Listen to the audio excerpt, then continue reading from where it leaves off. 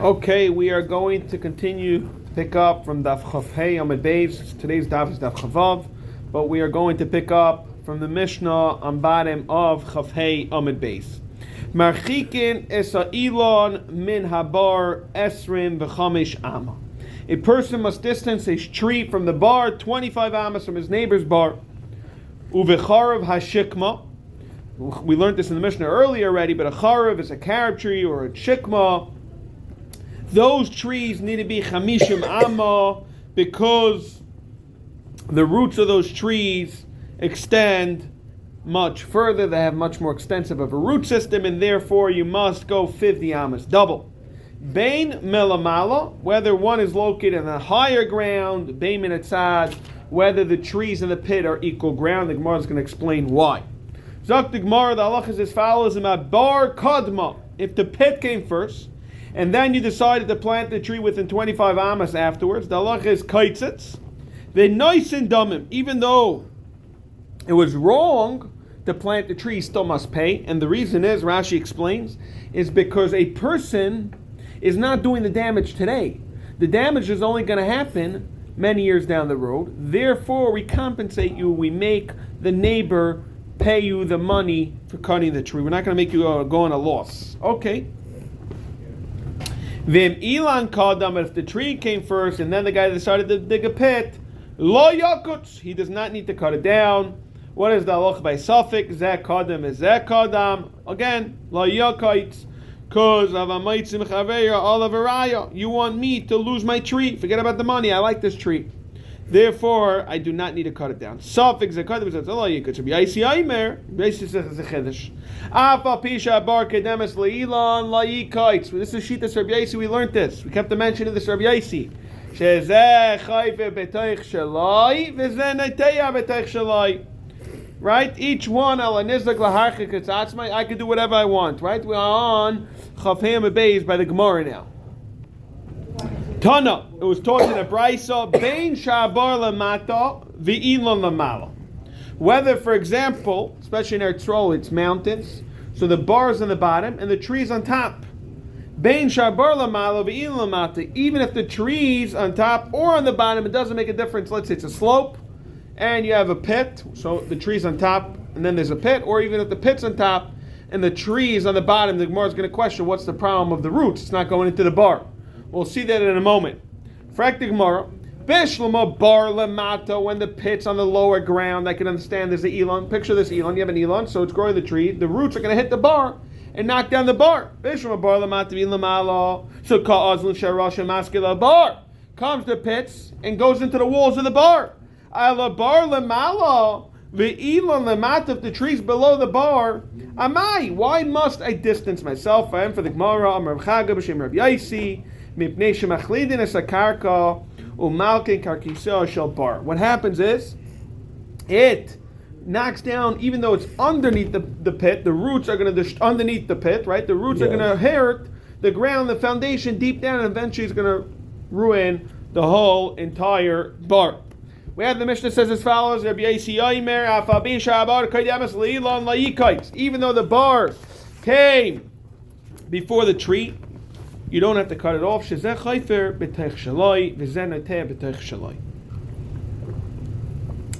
Because just as this one can do what I want, you can do whatever you want. Mind your own business. You have an issue with it, you got to move away. Now we're going to go through Rabbi Yaisi Shita Marvashi Ki Ahavon Be'er Kahana Avamrina. When we were to Talmidim by learning under of Kahana, we would say, the Olam would say as follows, Maisi Rabbi Yaisi Begiri today.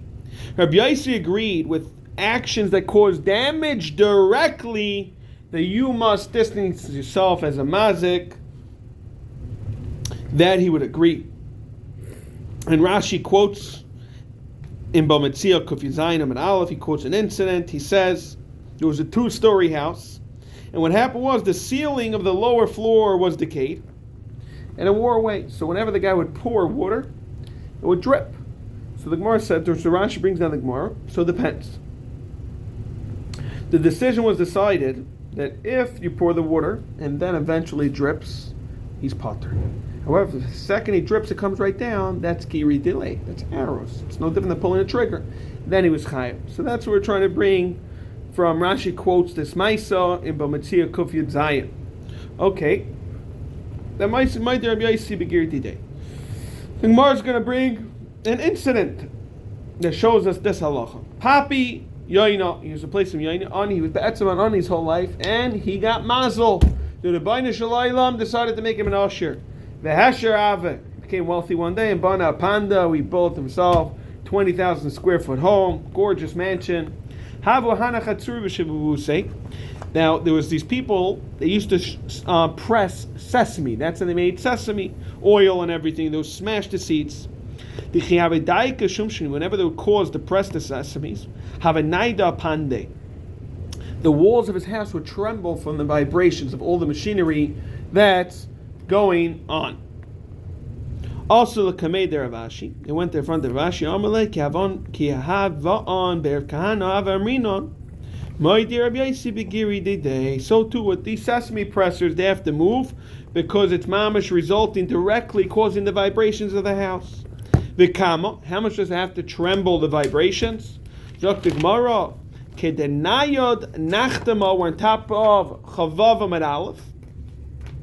Kedenayod nachtama apume dechatzva. Rashi explains enough that if you put a barrel on a wall, the lid of the barrel, and it would shake. So picture this cap. These are the vibrations of the people doing the sesame. They're pressing the sesame, and it would shake, it would vibrate. That's when you know it's an issue. Okay.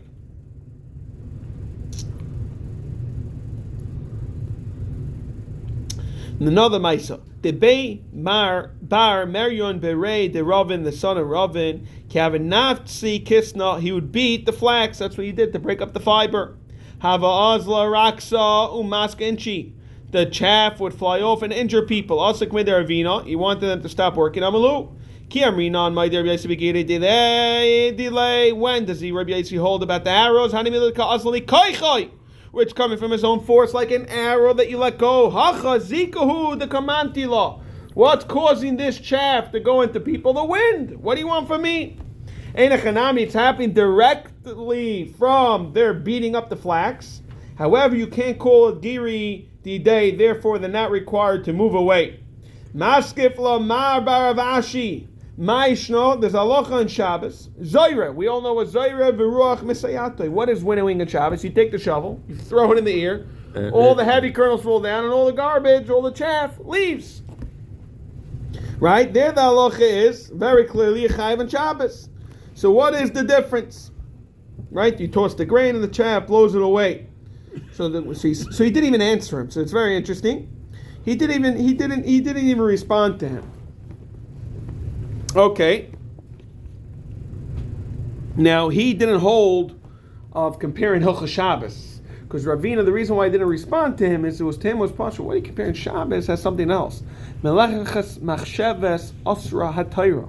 So the Torah already forbid something, even though Melechas machsheves you're doing for the purpose. So it's no shaykhis the we're handling in hezeka. That's how Rashi explains why he didn't answer. Okay, Amrua Kamei de Merema Amalu Hainu Zoyer V'Ruch Masiyatoi, and he argued and he held it's mamish the halacha of Shabbos, and therefore they're required to move.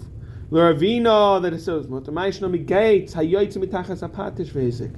The halacha is someone who takes a blacksmith, he smashes his hammer, it sparks, and lit up someone's field. The halacha is chayiv, the chayiv l'shalim. What do you mean? How did that spark get to that field from the wind? The Gemara is like Hasam Nichaloi Delezel. The blacksmith with the arrow, when he bangs the hammer, he sees sparks. He knows there's sparks, so he wants the wind. He does it enough strength that it doesn't go into his own chutzner. Yes. Therefore, with the wind, the wind is misayeya, it's assisting, but he's doing it lahachis and a person doing his kaiches to blow it towards there. And yeah, there's a little breeze that helps.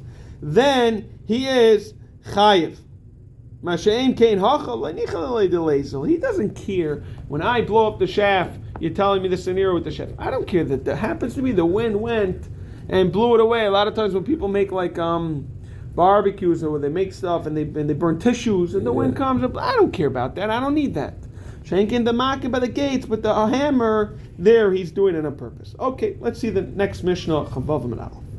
Layita Adam Elon Samuch Lesad Chaver. The previous Mishnah we learned, we had a problem with the trees causing damage. The roots are going to damage the pit.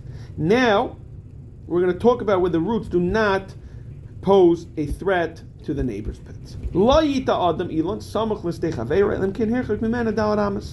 Again, you can't plant a tree near your neighbor's field. You have to make echad kfanim, echad kol ilan. Whether it's grapevines or any other tree, you need to have dalad amas. Why? We explained that then already is that you want the plow needs a space to turn around. He does the plow, needs to come back and forth. He needs his dalad amas to turn around. Okay. So this has nothing to do with hezek. This has to do that you don't want the plow to damage the field with the tree. If there was a fence, then it's not a problem. He could bring his tree all the way up to close to the fence.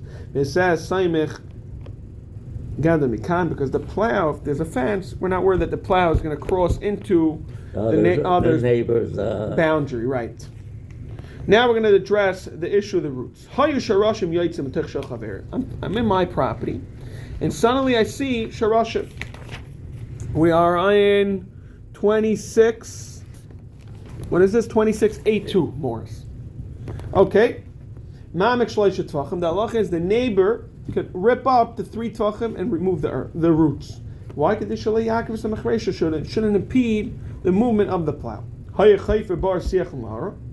The neighbor was digging a pit, the vault, the ditch, whatever he was digging, and suddenly he sees roots. The halacha is over there, kaitzitz, the yairit. He could go as much as possible. Va'etzim shalai. And Mel asked me just earlier, right before Amarav, who does the wood belong to the person cutting or to the neighbor? So this is, we're going to see in the Gemara. So let's go through this. First of all, what's the pshat on the dalad amas? Tana arba amas amru. The reason why we have the dalad amas is kedei avodas hakerem. You need to have enough sufficient space without approaching Yenem's, without approaching and without going onto Yenem's property. You need to have dalad amas like that. You could turn around and everything. Okay. Amashmul. This is all in Eretz Yisrael. Laishanu Eretz Yisrael. There was large plows. Avol bevavil were smaller plows. It was only shtei amas.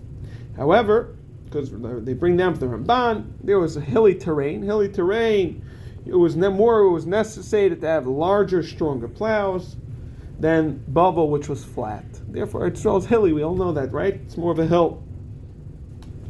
Tanya Namiachi, it says, Adam Ilan Samluch Stachaver, and then Kunherkig Menashtei Amas. Vanantanan, we learned Arba Amas. Elalav Ke the Shmuel, Shmamina, that Shmuel was Mechalik. In Bavel, it's 2 Amas, because it's more flat. In Eretz Yisrael, which we're going to see Tyson in a second, it's only in Eretz Yisrael it's 4 amas, but in Bavel it's 2 amas. Okay. Yika, however, some will learn it as a stira. The Ramal Mirma Tanan and our Mishnah clearly says Leita Adam Ilan Samach Chaver and Kin Hechem and Arba Amas. Vatani, we have a bright says Shtei Amas. It's a stira. Mishmul like Kasha Kan Bavel, which is 2 amas. Kan Eretz Yisrael, which is 4 amas. Okay. Now we're going to talk about an incident which tells us the exception. Rava bar Rav Chanan Havlehana Dikli. Rav Chanan had these palm trees. A mitzvah de pardes of Rav Yosef. So it's along the boundary of what? Of Yosef's vineyard. Okay. And he talking me the distance of the damas that he had to do. Have a osi tzipayir yashu v'dikli. Now the birds would come and they would land on the palm tree. Very nice. But from what happened was v'nachasi bepardesu mafdile. From there they would descend straight into the vineyard and damage his whole crop. So Rav Yosef wanted to have these palms removed because he felt they're bringing up the birds to go there. Amalei Torah of Hanan, Zilkait, please go down your palm tree because they're causing damage. Amalei, Vachikali, I already distanced my Dalad Amas. Rashi says Dalad Amas, and we're talking about in Bavel, so it should be Shtei Amas. Again, so Taisa says that the worst scenarios, even in Bavel, you need it like Eretz Yisrael because Rashi clearly says Arba Amas, and Rashi says Dalad Amas, Vachikali Dalad Amas. Amalei Hani Mili Lilanis. There we're talking about for trees of the kfan, and for grapevines you need to have more than dalad amas, ba'inen tfei. The only purpose of the dalad amas is for the plow, and you should be able to maneuver. However, the vineyard you have to cheshbon, you have to take into account that the birds are going to come onto your palm trees and damage it. Therefore, you have to go enough far that it's not going to come into my vineyard, whatever that distance is, in one swoop. Rav Chanan said, what's going on? We learn clearly, echad kfanim, ve'echad kol ilan. Doesn't make a difference. Very clearly, he learned when the Mishnah says, echad kfanim, ve'echad kol ilan, he's understood it to the neighbors, not his, what he's planting. That what? One must distance a tree, whether it's his neighbor's field, whether the neighbor planted a tree, or whether he planted a vineyard. So he held he doesn't have an issue. Amalei, no. Hani mili, the words of the Mishnah we're talking about is Elon le'Elon. When you have an Elon tree, so I have to move down Amos, but or Kfanim, we both have Kfanim. But Elon, but if you have the Elon, and I have the Kfanim, being a Tvei, you need more than down Amos. And he understood it's what's being planted, it's not what you have, the neighbor. Rav Yosef learns the Mishnah, whether it's grapevines or any other tree that's being planted now. So therefore the Mishnah reads as follows. One must move his tree down Amos from his neighbor, whether planting vines near a vineyard or trees near other trees. Okay. Therefore, Amalei, Rabbi Chana was mighty. He said, but I know what? I know like it says. No, I'm not 100% sure. I'm not going to cut it down. Rav, high dikla, it's forbidden to cut a tree. The ta'in kaba sur lemikse. Any tree that could bear even a kava fruit, the halach is, can't cut it down. He said, my son Shechaz died prematurely at a young age. The cuts, he cut down a fig tree before its time. So if you're so Rav Yosef, if you're so confident that that's the halacha and this is that's a reading the Mishnah, you yourself go and cut it. Lei katzait. I'm not willing to cut it. That's how they explain it. The Rishonim explain how to read this Gemara. Okay. Now we're going to go through another meiser. Papa Papa had these palm trees. A mitzvah the Rav Huna B'Dusho. So yeah, Papa had these palm trees right next to the boundary of Rav Huna. Now the roots of the palm tree was going into Rav Huna's property. Azul ashkecheda v'chafar. Now Rav Papa once went out and he sees Rav Huna, the son of Yeshua, he's digging his holes in his property because sherash, and he's cutting Rav Papa's roots, right? Because Rav Papa's roots was going into his boundaries. I'm like, my hi, what's going on? Why are you cutting these roots? I'm like, tonight with Meferish Mishnah. Hi sherash of yaitzu t'chshech haveira. As long as it's going into my property, I'm allowed to cut it. Mamak shleisha kadei shaleyak and machreisha. I'm like, what do you mean? How do you mean shleisha? But you're more. Marka chafar tvei. He was doing more than 3 tvachim. I know. What am I digging now? Bayer is seeking a Bayer is kachafaran, and therefore I'm allowed to cut. Like the Mishnah says, any depth I'm entitled to. I can cut. It's done. We learned in the Mishnah. Now Amr of Papa. Papa was recounting what happened. Lamaisa. I'm relay. Kuli. I told him all these rise that it's also to cut the roots. And I wasn't able to win him. The Amr relay. Had Amr of Yehuda until I told him the following statement of Yehuda that what. Meitzar shechzika by Rabbim oselakalkaloi. So what you're trying to say is that I already have a chazaka that my roots are already in your property, and therefore you're not able to cut it. Right? There used to be that in those days the fields had narrow strips of land that were either higher or lower than the fields themselves, and they would use as shortcuts. The public would use it as shortcuts and review the help. Meitzar shechzika by Rabbim. We saw this already earlier. You're not allowed to take it back. So we're understanding. So what happened was, apparently Rav Papa's trees himself were on that boundaries before this incident occurred. So therefore he said, since you Rav Huna wasn't meicha, it's like a meitzah shechzika by Rabbim. You let me have my root system develop on this property. So therefore, just like a meitzah shechzika by Rabbim, asal l'kalkalei, who within you can't cut it. And labasa the nafak amar, after Papa left, Rav Huna told himself he was a little upset. He said, why didn't I tell him back? When do you have a rech to say that you're protected by the right that you have the whole thing of my property? It's only roots that are within. We're going to see 16 amos in the tree. However, here we're talking about kan chutz l'sheish amos, that we're talking about roots that were beyond the 16 amos, and therefore I should have been able to cut these roots, right? So even though we know that the root system, how many does it go? The Mishnah clearly says 25 amos, but the main nourishment is only 16 amos. The Gemara is going to say that. Therefore, the whole time that you're telling me that I have a schos of Meitzah Shechazika by Rabbim is only what's the nourishment. More than the nourishment, it happens to be that trees, the root system continues. You are machzik the schus, the protection of the right. Therefore, Rav Huna was upset. Why didn't I tell Rav Papa? Rav Papa, you're right. You told me this concept of what? What's it mean, Meitzah Shechazika by Rabbim, these strips of land that the public use? As long as they're quiet, as they use it as a shortcut, you can't take it out. So too, he was trying to say is that these roots, you let me do them, you were quiet. So he was upset at himself that he was talking about these branches were already more than 16 amas away from the field, from the tree, like we know clearly it was, because he planted his tree 25 amas away from his boundary. And it was ready in his space. So it's only the first 16 amas that gets the nourishment. Okay. The Mishnah is clearly said, bar, the neighbor was digging a pit, and then he comes onto roots. So now the Gemara declares, this is Morris's question. Eitzim of who? Right? Does it belong to the neighbor who cuts them, the guy who's finding them now, or belongs to the guy who really owned it the whole time, to the owner of the tree? Amar tinusa. It's a Mishnah. We learned this in a Mishnah. Suppose it's a Mishnah Me'ilah. Shar she'ilon, the roots of a tree, shel hedyet haba'in b'shel hekdesh. Means to say as follows. You have these roots of trees, they used to belong, privately owned, they belong to Hedyet. However, it goes into the land that belongs to Hekdesh. So here's Hekdesh, here's Hedyet. Now, the halacha is, what happened was very normal when this man of Beis Hamikdash, people would say, I want to give this property towards the Beis Hamikdash, right? So the way it was, the Gizber would sell it, the treasurers would sell it, and they would use the proceeds. That's how they had the money. Now the halacha is you now have any hana from Hekdesh. That's the halacha.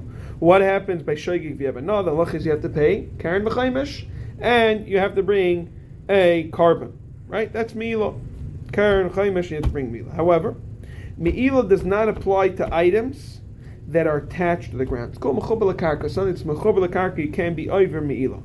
So the Mishnah is talking about the sharashim that are already cut from the ground. So clearly says sharashim that were cut, because otherwise you have a problem with chubel karka. Shel hedyet habayim shel hekdesh. The roots of the tree, it's privately owned. This is my field. This is hekdesh, and it was cut already because of chubel karka. Now hekdesh's field, that's me'ilah. The halach is loy nelen. You cannot benefit from that.